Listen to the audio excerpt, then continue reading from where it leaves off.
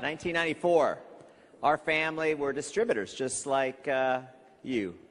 And we had no desire. We never started a company because we thought we could do it better than anybody else. We had no desire for ownership because business ownership sometimes has its challenges. You got to think about a lot of different things. When you're out there in the field, all you really have to focus on is growth and being positive and personal development and the fun stuff.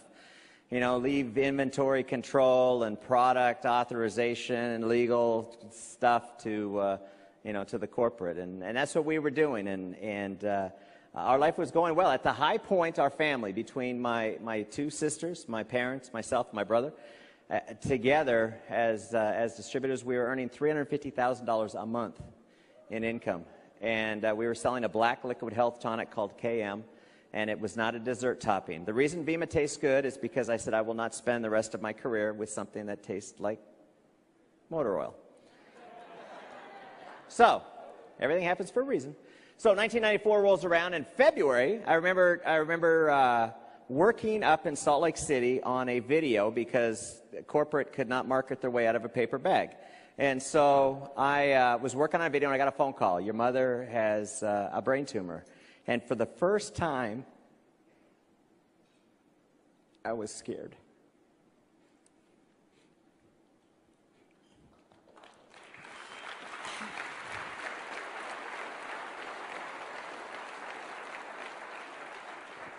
So I get her on the phone and I say, I'm coming home. And she's like, no, you stay and finish the video. And I thought, wow, it can't be serious then. Well, it was serious, and in May she went to heaven, and what was strange for our family is everything normally worked out for us. I mean, we went through a bankruptcy. They repossessed everything. I mean, it was creditors calling on the phone. I mean, it was some trying times, and it always worked out. My dad always said, hey, we got to work together, keep the ship afloat, and, my sister went to work at C's Candies, and Lauren went to work as a housekeeper, and I went to work as a bag boy, and my brother went to work at the car wash, and my mother went to work as a waitress, and I remember my mom was very, very sensible, and if somebody was eating something and they didn't finish it, she thought, I'll bring that home. And so she would cut the part of the steak or the chicken or whatever off that was eaten, and she'd bring home doggy bags, and us kids would eat doggy bags, and we thought that was the coolest thing in the world. And, on Sunday, when Mom would come home from working the brunch, she'd bring us macaroons and big chocolate chip cookies and frog legs. And I remember my dad sitting in the hammock in the backyard eating frog legs out of a doggy bag, and he said to me, son, it doesn't get any better than this. And I thought, attitude is everything, isn't it, Dad? And, that was back in the early days, and in 1994, it didn't work out for us. And, we thought we had life by the tail. And when you hear those words of a loved one, you've got cancer, everything changes. I don't care if you're making $350,000 a year or a month, it changes. And all of a sudden, all of your priorities get focused where they're supposed to be. May, she goes to heaven, and we were sort of out of it as a family, leaving things in the hands of the wonderful corporate team at Mattall. And just when you think 1994 couldn't suck any worse, 10 days before Christmas, we get a phone call, and it says, we're going into bankruptcy, and nobody's getting a check. And I remember grown men on the phone on this conference call crying, saying, I have to take my Christmas presents back. And, my dad he was 68 at the time and had worked his way up through Amway. He was an executive diamond with Amway, and then they moved over to Mattall, and his whole life was a network. His whole life was this network, and he looked at his kids and he said, guys, you better do something. And so we went out to find a home. We looked at a couple different companies, and what we found was this glaring need in the marketplace of a company that thought like a distributor. And we come back and we said, Dad, it's pretty slim pickings out there. And this company called Enrich had put a bounty on Mattall distributors' heads saying, you come with us and we'll make your check good. And the family started panicking, and we thought to ourselves, you know what? If those monkeys can run a company, we can run a company, and let's start a company that thought like distributors. So Christmas, the holidays in 1994 were kind of a trying time, but it was almost like God said, here is your wake-up call. You know, let's get it together. We got bigger things ahead. And March of 95, we launched a company called New Vision, and I remember that we had the New Vision. We merged New Vision over into VeMMA. There's some New Vision people in the audience. How do you guys like VeMMA? Hey, there you go. And I remember going to church on Sunday, because we're thinking of a name. You got to think of a name. It's a big, big deal. And to come up with a name that's hopefully going to last forever. And I remember the pastor talking about, you need a new vision for the 90s. And I got goosebumps on my arms. I said, New Vision, that is it. And Peter Riley was our attorney at the time, and he helped us with the actual, before he worked for us, he helped us with the actual incorporation of the New Vision company. And we started. And, you know, the biggest knock against the family was, you guys are just a bunch of distributors. What the heck do you know about running a company? And that's when my dad's philosophy really kicked in, where we said, hey, we don't know how to do operations, and we don't know how to do fulfillment, and we don't know how to do accounting. But you know what we know how to do is lead. And you can hire all that other stuff done. And so we started New Vision, and it was humble. I mean, you know, to earn $350,000 a month, you know you've got to have a big team. And only 1,900 people came with us, and everybody else kind of scattered in the wind. I wonder what they're doing now. But my dad told us the story of, you know, Gideon's army, and he goes, you don't need everybody, you just need the people that you're supposed to have. And that's what we have here tonight, the people we're supposed to have. And we got started. We did $125,000 our first month, and after 6 months, we were doing $500,000 a month. And a guy by the name of John Valenti comes to us and says, hey, I've got this audio tape that I want to mail out, and when people call, I'll sell them minerals, essential minerals, which is in our VeMMA formula. And I always want to be an encourager, and I'm thinking, here's a 23-year-old kid that wants to mail out tapes and wait for the phone to ring. And I said, okay, go ahead. You know, I'll encourage you. And he calls me back at 10 o'clock at night at home about 2 days later. And the phone rings, and you can imagine how happy you are to hear from a distributor at 10 o'clock at night on your home. And he says, I have to quit your company. And I'm like, oh, terrific. Why is that? He goes, well, I talked to Dr. Wallach, you know, the Dead Doctors Don't Lie tape, and he said, you can only mail it out if you become a distributor with me. And so he goes, I'm going to join Dr. Wallach. And I said, well, you know, John, you seem like a smart enough kid, and you probably could run 2 companies, and so why don't you just join his and mail out the tapes, and when the phone rings, does he have flavored minerals? And John said, and if you've ever tasted unflavored minerals, it is the nasty. It makes KM taste like a dessert topping. I mean, it's nasty. And I said, why don't you just ask the people, do they want flavored or unflavored? If they want unflavored, you sell them his. If they want flavored, you sell them ours. $20 million later, I paid their family because of that one little comment that I happened to make at 10 o'clock at night when I didn't feel like talking to anybody. And it was $20 million. And so, fast forward, New Vision, $27 million a month in sales. And the wonderful government officials at the regulators come knocking on our door and say, hey, let's see the verification for these claims that are being made on this audio tape. And my brother and I looked at each other and we said, there's claims on the audio tape? To give you an idea how many tapes were going out there, we were paying because Dr. Wallach didn't want to sell me the tape. And I went to meet him in Seattle, and I said, you know, Doc, he goes, you can buy my books, but I ain't selling you the tape. And I'm flipping through his books in a Sizzler in Seattle.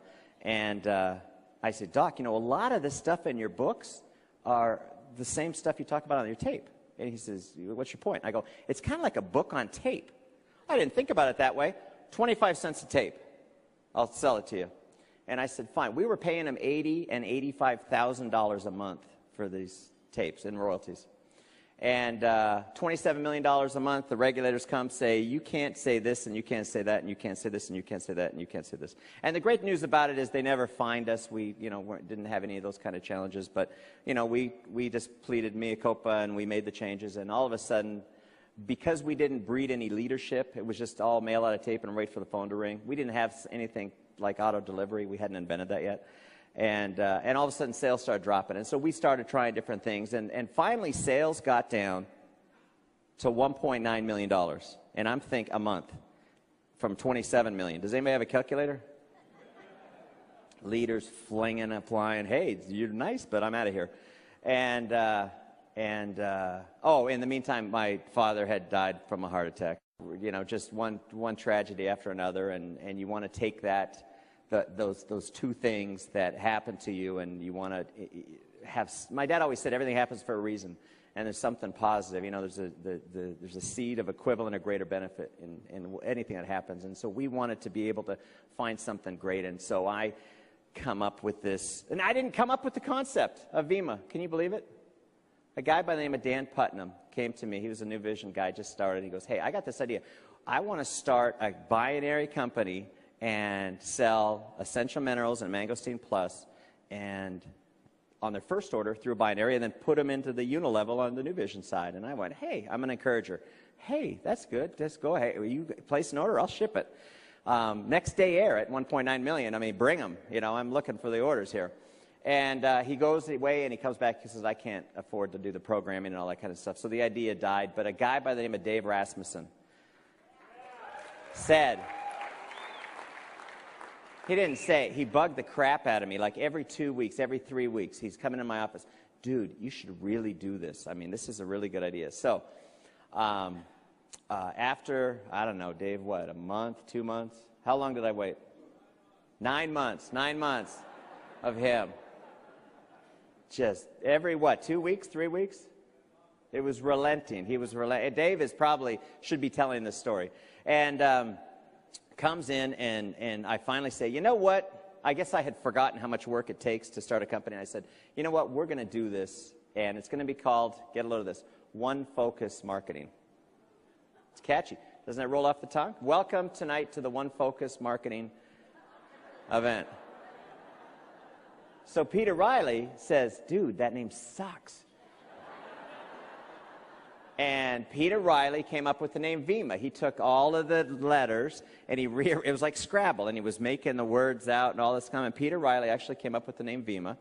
And I went, "VeMMA, okay, that's cool." And so we launched VeMMA, and a month or two either before or after we launched, my number one distributor, John Valenti, decided to quit, decided to sell. He goes, "I'm out of here."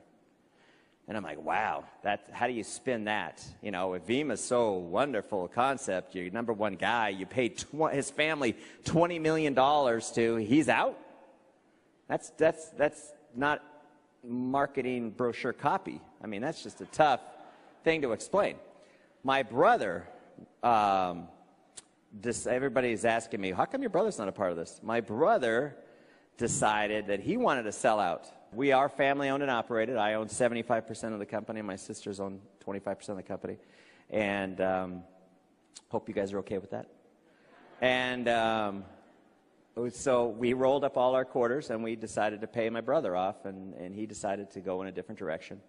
That was tough. That's enough. Okay, so here what we got. Your brother leaves you. Your number one guy leaves you. I think 6 months later. Tom, when was your car accident?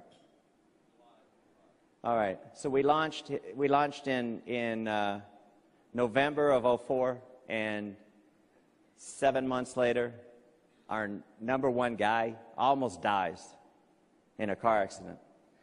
And the reason I'm telling you all this is because you guys got to understand, when you leave here, this is like a nice warm bath that we're all in. And when you leave here, it can get cold out there. And there's an analogy of a crab pot. And when you have one crab in the pot, you have to keep the lid on because the crab will crawl out. But if you put 2 crabs in there, you can leave the lid off. And why do you think that is? Because if a crab tries to get out, the other crab's going to do what? It's going to pull him back down. And I'm trying to set the stage of what we had to go up against to be able to get to where we are today. And whatever you have to go up against, it may be tougher than what we had to go up against. I doubt it, but it may be tougher than what we had to go up against, but it's still going to be worth it. And so the guy, Dan Putnam, didn't even stick around for VeMMA. He quit. And, I mean, it's like his concept, and he quit. Brother quit. Number one distributor sold. Top leaders were quitting. And when I was coming up with this one focus marketing idea, I brought the 13 top New Vision leaders to Carlsbad, California. We had a meeting, and I said, guys, this is my concept, blah, blah, blah, this is what we want to do. And 12 of the 13 said, don't do it. Just stick with New Vision, keep doing what you're doing. It's going to turn around.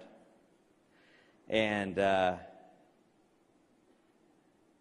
that's tough, because I always pride myself into listening to the feedback. My dad always said, the best ideas come from the field leaders. You always got to listen to the field leaders. We have an executive or elite club that I bring you guys in. I listen to you. We have calls once a month. I'm listening to you. I'm running, confidential stuff past you that typically isn't done in companies. But I want to do it to make sure that we're on the right track and we're thinking like distributors. We're not thinking like a bunch of corporate people that are out of touch with what's going on in the field, because you guys are on the front lines. You guys are the ones that need to be equipped and armed with the best product, with the most competitive marketing plan. And I've always prided myself in being a company that pays attention.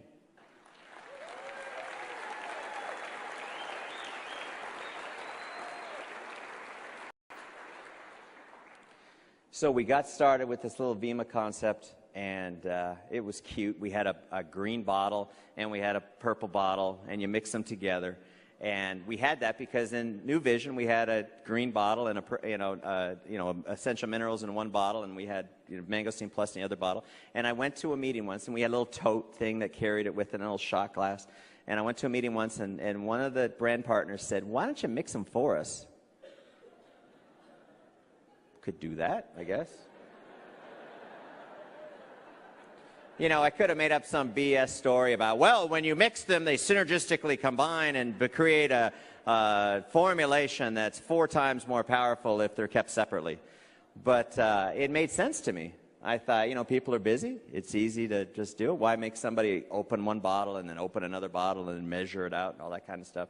And so we have come a long way in a short period of time. 6 years is nothing in this industry. You heard Brad Wayman talk about how 90 or 95% of the companies fail? Almost all of them fail. It is, and I've seen it. I've lived it, and people come up and they go, well, this is ground floor, and I'm like, oh my God, that's not what you look for. If you look for a culture that has an environment for growth. You look at a culture that you resonate with, you feel comfortable with, that you feel like you're home. That's what you don't look for ground floor. You don't look for 80% payout, which means that they have nothing in their product, and you don't look for those things. You look for a product that you can believe in, a company that you can believe in, and leadership that you can believe in, and then you go to work.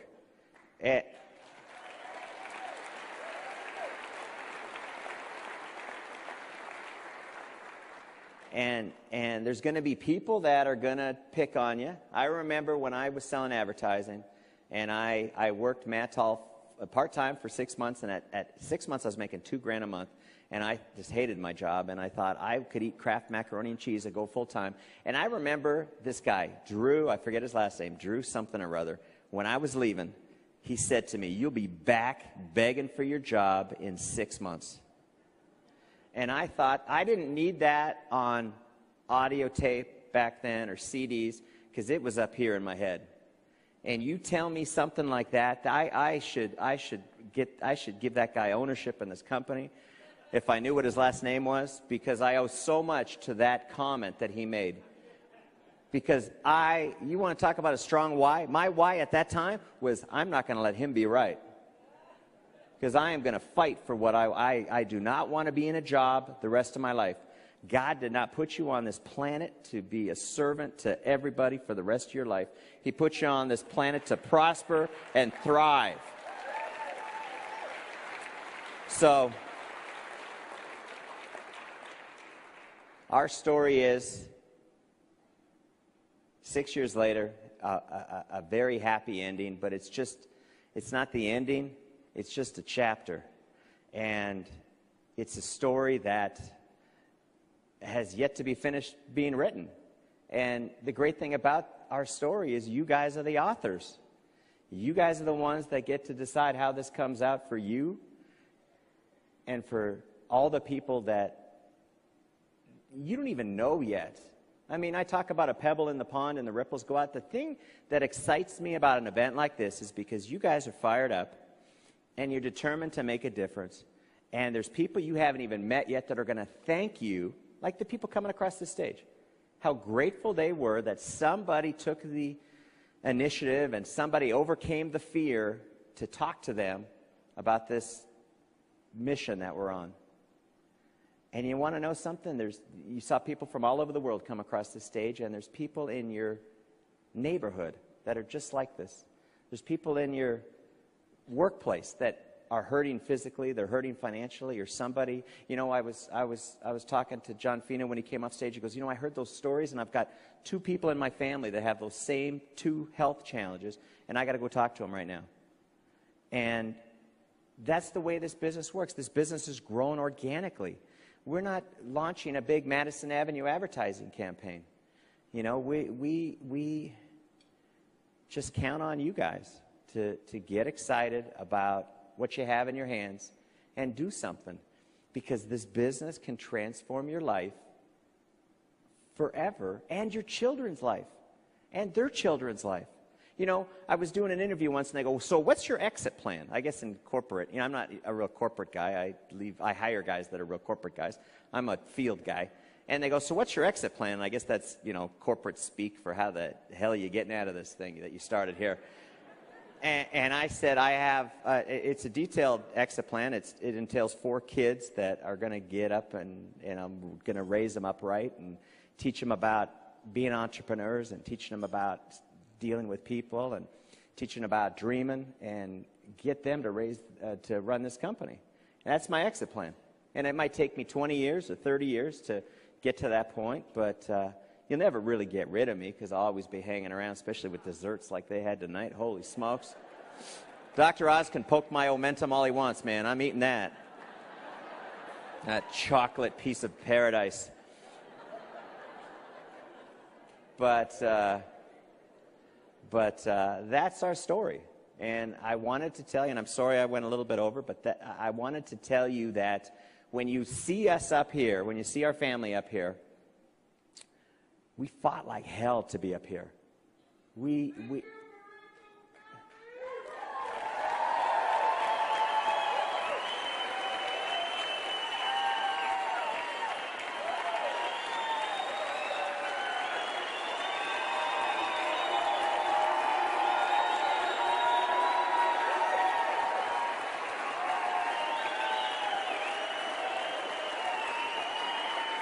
All right, guys. Thank you. But you guys, thank you.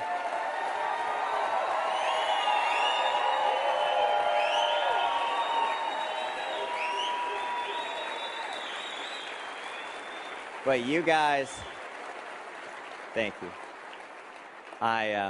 The applause was a little long. I felt awkward for a minute, but don't do that anymore. But I say that to say this. It's worth the fight. It's not going to be all, like Jim Rohn used to say, happy high notes. There are going to be people that say you're crazy. There are going to be people that mock you. There are going to be people that criticize you, look down on you, say you can't do it.